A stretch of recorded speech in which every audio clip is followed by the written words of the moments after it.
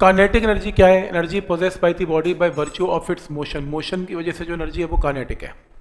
Kinetic energy के अंदर suppose करो आपकी बॉडी रेस्ट से स्टार्ट हुई, आपने कांस्टेंट फोर्स F लगाई, ये बॉडी आगे गई, कुछ देर में इसकी वेलोसिटी v हो गई। क्योंकि वेलोसिटी 0 से v हो गई तो इसमें एक्सेलरेशन होगी, क्योंकि वेलोसिटी बढ़ी तो ये एक्सेलरेट करेगी, और मान लो इससे डिस्टेंस ट्रेवल कर लिया s। अब मुझे पता है कि F का मतलब कांस्टेंट फोर्स है, u इनिशियल वेलोसिटी है, a एक्सेलरेशन है, s डिस्टेंस है, v वेलोसिटी है। मान लो रास्ते में स्मॉल डिस्प्लेसमेंट ds है, ds डिस्प्लेसमेंट के लिए small amount of work done करना पड़ेगा dw। dw क्या होगा? F into small displacement into cos of angle between them is 0, क्योंकि दोनों सेम डायरेक्शन में है। तो फोर्स क्या होती है? Mass into acceleration. एक्सेलरेशन का फॉर्मूला क्या होता है? dv by dt। तो यहाँ पर मास इंटू एक्सेलरेशन में a की जगह dv बाई dt, इस पूरी की पूरी f की वैल्यू को यहाँ पे पुट कर दे m into dv by dt। तो यहाँ पर क्या आएगा? f की जगह m into dv by dt। ds by dt क्या है? v। ds by dt is v। तो क्या किया? Small amount of work done, f is m into a का मतलब dv बाई dt। इस पूरे f को उठा के यहाँ पे पुट कर दिया। ds बाई dt क्या है? v। दोनों तरफ से इसको क्या करेंगे? इंटीग्रेट। इंटीग्रेशन में कैसे? 0 से w वर्क डन।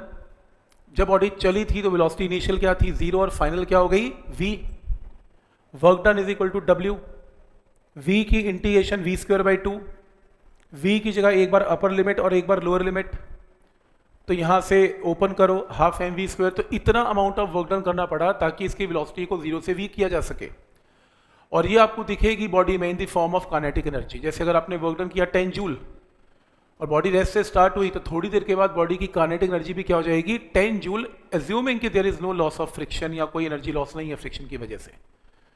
तो ये जो वर्क डन है यही आपकी क्या है? Kinetic energy. तो रूल क्लियर है?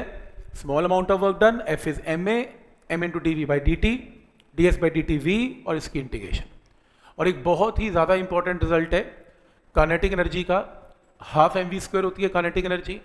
आप इसको m से मल्टीप्लाई और डिवाइड कर दो, कोई फर्क नहीं पड़ता। न्यूमिनेटर बनेगा m स्क्वायर v स्क्वायर, यानी कि m इंटू वी का whole square, m into v का whole square. m into v क्या होता है? मोमेंटम। तो लीनियर मोमेंटम का सिंबल क्या है? p।